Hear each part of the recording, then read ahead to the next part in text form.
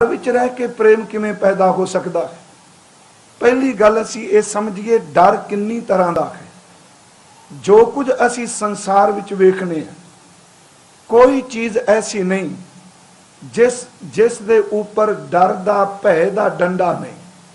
कला इंसान नहीं, तीन चार हिस्से मैं करांगा। पहला परमात्मा दा ओ भय जिस भय विच हुक्म दी सारी खेड चलदी पई है। दूजा संसारिक भय असी देखांगे।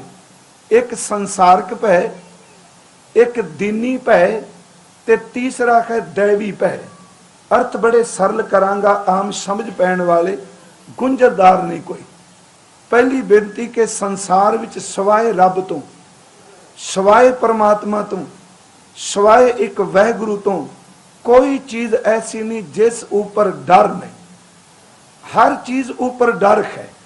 आप आशा की वार विच ही पढ़ने कि जेड़ियां चीज़ां विराट ने, बड़ियां विशाल ने, जिन्ना तक अजे इंसान की पहुँच भी नहीं हुई, उन्हां ऊपर भी परमात्मा का एक भय, एक डर है। पहला शुरुआत कर लगा कि सिर्फ रब डर तो बिना है, हर चीज़ भय दे विच है।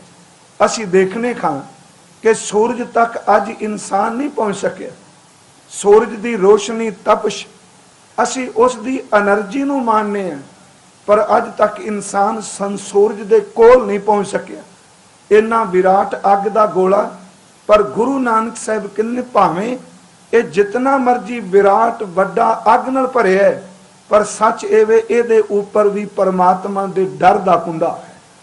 चंद्रमा तक इंसान पहुंचे, पर इस चंद्रमा ऊपर भी रब का भय है।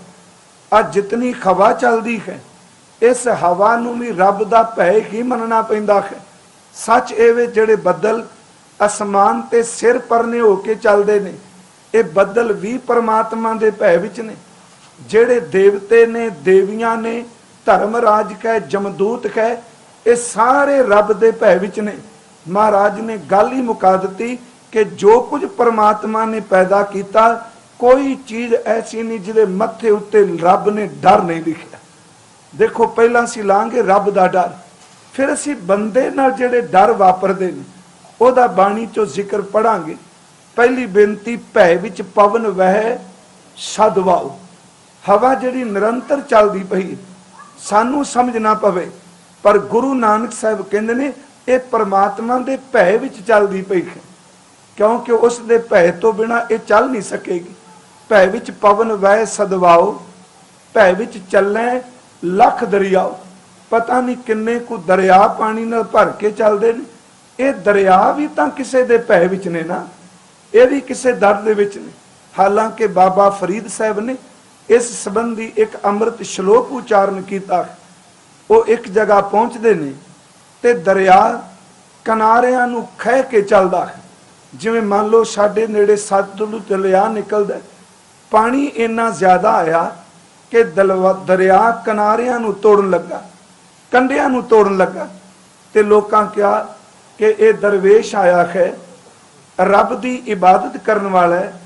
कहन लगे तुहाडा हुक्म चलदा है कि तुसीं एक काम करो कि इस वगदे कोई दरिया नूं अपनी शक्ति दे नाल तब्दील कर दिओ इहदा मूँह।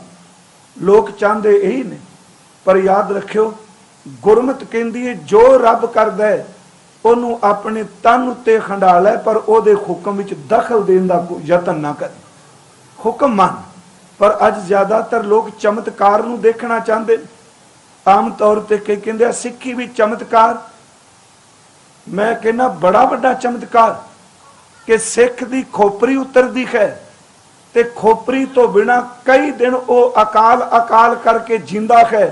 इदू वड्डी करामात की होवे। उन्हें यह नहीं कहा मेरी खोपरी ना उतरे। सिख दा शरीर आरे नाल चीर के दो टुकड़े कर देने, एक खब्बे डिगदा, एक सज्जे डिगदा, पर ओदे टुकड़ियां विचों भी जप दी आवाज़ पई हुंदी। एदू वड्डी खेड की होवेगी। मैं प्रकरण विच रहा, बाबा फरीद साहब नूं यह कहा गया कि इस दरिया दा मुहान, इहदा मूँह मोड़ दिओ। उन्होंने श्लोक उच्चारण किया जी समझाने लई।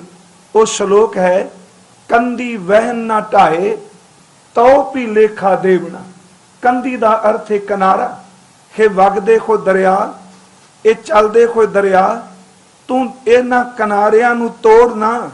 जे किनारे तोड़ेगा पिंड रुड़ जाणगे, पशु रुड़ जाणगे, इंसान ते इन्हां दे घर रुड़ जाणगे। ते चेते रखी किनारियां नूं तोड़न वालिया एक दिन तेनू भी लेखा देना पएगा। कंधी वैन ना ढाए तो भी लेखा देवना। ते अगो दरिया कहंदा ओ दरवेश इन्हां दुनियादारां नूं तां पता नहीं, पर तुहानूं तां पता है मैं अपनी मर्जी नाल नहीं चलदा, मैं भी किसी दे हुक्म विच ही तुरदा पिया। कंधी वैन ना ढाए तो भी लेखा देवना। जिधर रब रजाए ओदा भैख है मेरे उत्ते। जिधर रब रजाए वैन तंदाऊं गांव करे। गांव दा अर्थ है जाना कि जिधर रब मैनू तोरेगा मैं उधर तुरांगा। वो दरवेश कहन लगा लोको तुसी रब दी रजा नू नहीं समझदे पे। ये पानी चलन वाला भी कह रहे मेरे ऊपर भी परमात्मा दा भैख है। मैं आरंभ च अर्ज करांगा थोड़े जे नुकते बाणी चो बड़े ध्यान नाल देखण वाले कि देखो साडे अंदर भी भय वरता पिया है। बाबा जी ने कहा भय विच पवन वै सदवाओ, भय विच चलै लख दरियाओ, भय विच अगन कढै वेगार। ਇਹਦੀ व्याख्या भी असी अगे भाई साहब गुरदास की रचना चो करने। एक हुंदा मजदूरी करनी, मजदूरी का मतलब कि पैसे दे के काम कराना। एक हुंदा विगार करानी, धक्का करना। ते सच एवे धक्के नाल काम कराना। कहंदे ने अग हर चीज नूं साड़ दिंदी है, पर परमात्मा तेरा भय इन्ना में कि ये अग भी बिना पैसों तो तेरे हुक्म विच लकड़ दे विच समोई हुई है। यह भी तेरे भय विच है। भय विच अगन कढै वेगार, भय विच धरती दबी पार। हुण देखो असीं जमीन ते रहने, ये जमीन स्पेस विच है, ये पुलाड़ विच है। ओहदे भय करके, ओहदी खिच करके, जिन्हों साइंसदान कहंदे ने ग्रैविटी, ओहदे भय करके ये भी तां भय दे विच ही दबी हुई है। ये अपना खुदरापन नहीं कर सकती। भय विच अगन कढै वेगार, भय विच धरती दबी पार। महाराज कहंदे ने कि देखो भय विच सूरज, मैं विचों तुका लै रहा, भय विच सूरज, भय विच चंद, को करोड़ी चलत ना अंत। अज साइंस मान रही है कि सूरज भी घूमदा पिया है, चंद्रमा भी घूमदा पिया है। ते गुरु नानक साहब कहंदे ने ये चंद्रमा ते सूरज परमात्मा दे भय विच करोड़ां को दा सफर कर चुके ने, अगे भी चलणगे। पर चेते रखी ये भी भय उत्ते केवल अपने धुरे दे दुआले घूमते पे। ये भय विच नहीं, भय भी सूरज, भय विच चंद, को करोड़ी चलत ना अंत। ये अखीर विच बचन क्या महाराज जी ने, सगलियां भाओ लिखिया सिरलेख। सगलियां दा अर्थ जो भी पैदा होए, भावें वो तत्त है, भावें इंसान है, भावें पशु है, भावें पंछी है, हर एक दे मत्थे उत्ते परमात्मा ने भय दा लेख लिखिया है। सगलियां भाओ लिखिया सिरलेख, नानक निरभौ निरंकार सच एक। सिर्फ एक परमात्मा है जिदे ऊपर कोई भय दा डंडा नहीं, जिस ऊपर किसी दा कोई डर नहीं। गुरु ग्रंथ साहिब विच एक बचन है कि सगल समगरी डरै व्यापी। सारी समगरी डर नाल कंबदी पई है, बिर डर करना खारा। पर जिन्हें सब कुछ पैदा किया ओदे ऊपर कोई डर नहीं। आओ थोड़ा जिहा असीं बाणी चो देखी इस तुक दे अर्थ करन लई कि हर चीज़ ओदे भय च है। श्रीमान भाई गुरदास साहब वो कई तुकां दे अर्थ बड़े कमाल दे करदे। उन्हां दी रचना विच मुकम्मल टीका तां बाणी दा उन्हां ने नहीं कीता, पर कुछ शब्दां दे, कुछ तुकां दे वो अर्थ बड़ियां दलीलां दे के करदे। जदों ये आया ना कि हर चीज़ ओदे भय विच है, पौण पानी अग धरती सब कुछ, उन्होंने इस संबंध विच एक पौड़ी उचारण की। वो पौड़ी का पाठ है कि सच्चा सिरजनहार सच समाया, सचो पौण उपाय घट घट छाया। मैं अर्थ करांगा, पहला सिर्फ ये पौड़ी पढ़ना वा कि सच्चा सिरजनहार सच समाया, सचो पौण उपाय घट घट छाया, पौणों पानी साज सीस नवाया। अगे शब्द कह तुल्हा धरत बनाए नीर तराया, नीरों उपजी अग वन खंड छाया, अग्गी खुंदी बिरख सुफल फलाया, पौन पानी बैसंतर मेल मिलाया, आद पुरख आदेश खेल रचाया। इस पौड़ी का पाठ करते हैं, जदों इसके अर्थां नूं आपां देखने, ध्यान नाल आप देखियो कि हर चीज़ परमात्मा के भय विच किवें वरदी है। पहला वचन कि वह सिरजनहारा आप सच है, सच्चा सिरजनहार सच समाया। जो कुछ उन्हें पैदा किया ਇਹਦੇ ਵਿੱਚ ਉਹ आप समा गया। मैं एक इन विचों निकल के बेनती करांगा। एक ग्रह असी विचार कर रहे सी, मेरे मन च उत्ते ख्याल आया कि कई बारी गुरु ग्रंथ साहिब की बाणी दियां तुकां न जदों असी पढ़ने ते इंज प्रतीत हुंदा एक शब्द किते दूजे दा विरोधी शब्द नहीं, इत्थे ये लिखिया ते अगे आ लिख दिता। मैं 3-4 उदाहरणां दित्तियां सन। मेरा ख्याल वो बड़ा, मेरा शंका जरूर निवृत्त होया। आसा की वार विच एक वचन है कि ये जग सच्चे की है कोठड़ी, सच्चे का विचवास। ये जगत सच्चे का घर है ते इहदे विच आप ही सच्चा रहिंदा।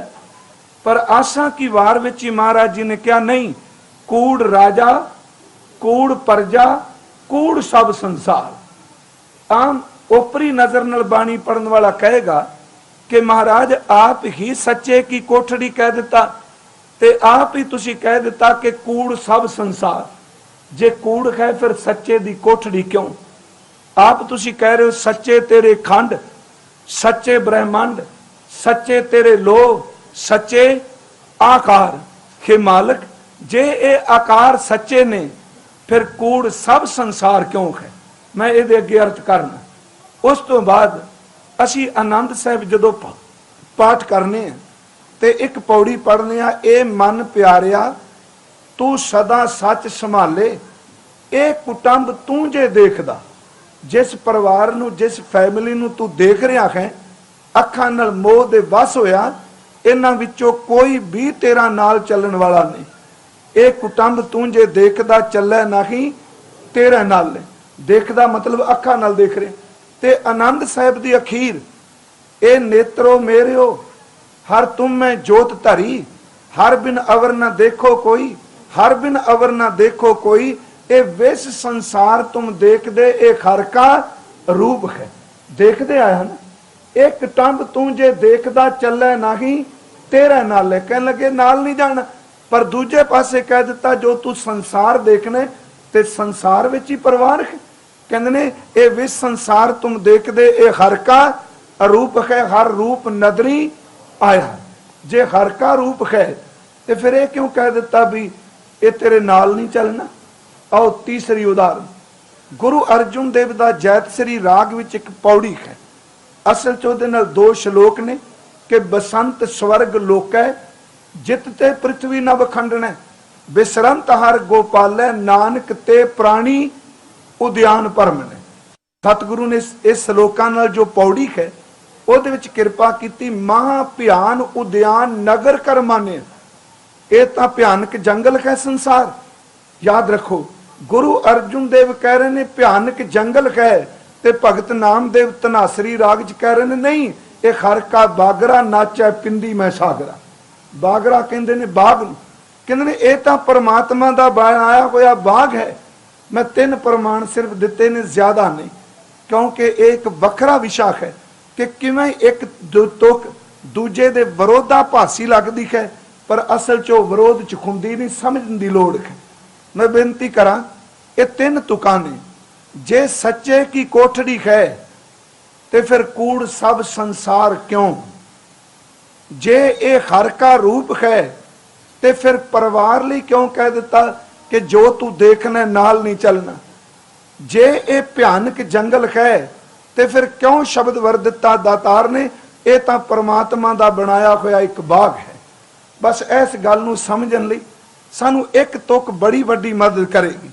मैं बेनती करा प्यारिओ, याद रखो, एक बच्चा अपने बजुर्ग नाल, अपने पिता नाल, अपने दादे नाल, मान लो वो सैर करन जांदा है, वो जंगल भी चले गए, ते जंगल ऐसे जंगल भी ने अफ्रीका विच असीं देखने बड़े वड्डे वड्डे जंगल जिथे खून खार जानवर रहिंदे, शेर ने, चीते ने, बघियाड़ ने, ਜ਼ਹਿਰੀਲੇ ਸੱਪ ਨੇ। ਪਰ ਇੱਕ ਨਿੱਕਾ ਜਿਹਾ ਬੱਚਾ 5 ਸਾਲ ਦਾ, ਉਹ ਆਪਣੇ ਮਾਂ-ਬਾਪ ਦੇ ਨਾਲ ਜੀ ਵਿੱਚ ਬੈਠਾ ਹੈ, ਉਹਦੇ ਨਾਲ ਕੁਝ ਅੰਗ ਰੱਖਿਅਕ ਨੇ, ਉਹ ਸਾਰੇ ਜੰਗਲ ਨੂੰ ਦੇਖਦਾ ਹੈ, ਸਾਹਮਣੇ ਜੰਗਲੀ ਜਾਨਵਰ ਆਉਂਦੇ ਨੇ, ਹੱਸਦਾ ਹੈ, ਰੁੱਖਾਂ ਨੂੰ ਦੇਖਦਾ ਹੈ, ਸੱਪਾਂ ਨੂੰ ਦੇਖ ਕੇ ਹੱਸਦਾ ਹੈ। ਪਰ ਉਹੀ ਬੱਚਾ ਜਿਹੜਾ ਜੰਗਲ ਵਿੱਚ ਸੈਰ ਕਰ ਰਿਹਾ ਹੈ, ਉਹਨੂੰ ਜੰਗਲ ਦੀ ਹਰ ਚੀਜ਼ ਚੰਗੀ ਲੱਗਦੀ ਏ, ਪਰ ਮਾਂ-ਬਾਪ ਦੀ ਉਂਗਲ ਛੁੱਟ ਜਾਏ ਤੇ ਭਾਵੇਂ ਬਾਪ ਦਾ ਬਾਗ ਹੀ ਕਿਉਂ ਨਾ ਹੋਵੇ, ਕਈ ਵਾਰੀ ਬਾਪ ਦਾ ਬਾਗ ਵੀ ਜੰਗਲ ਬਣ ਜਾਂਦਾ। ਘਰ ਦੇ ਬਾਗ ਵਿੱਚੋਂ ਡਰ ਲੱਗਣ ਲੱਗ ਪੈਂਦਾ। ਗੱਲ ਸਮਝਣ ਵਾਲੀ ਗੁਰਮੁਖੋ, ਜੇ ਤਾਂ ਇਸ ਸੰਸਾਰ ਵਿੱਚ ਜਿਉਂਦਿਆਂ ਪਰਮਾਤਮਾ ਦੀ, ਗੁਰੂ ਦੇ ਸ਼ਬਦ ਦੀ ਉਂਗਲ ਪਕੜ ਲਈ, ਇਹ ਜੰਗਲ ਵੀ ਬਾਗ ਬਣ ਜਾਏਗਾ। ਤੇ ਜਿੰਨੇ ਮਰਜ਼ੀ ਸੁੱਖ ਹੋਣ, ਜੇ ਗੁਰੂ ਦੇ ਸ਼ਬਦ ਤੋਂ ਟੁੱਟ ਗਏ ਤੇ ਚੇਤੇ ਰੱਖਿਓ ਬਾਗ ਵੀ ਜੰਗਲ ਬਣ ਜਾਏ।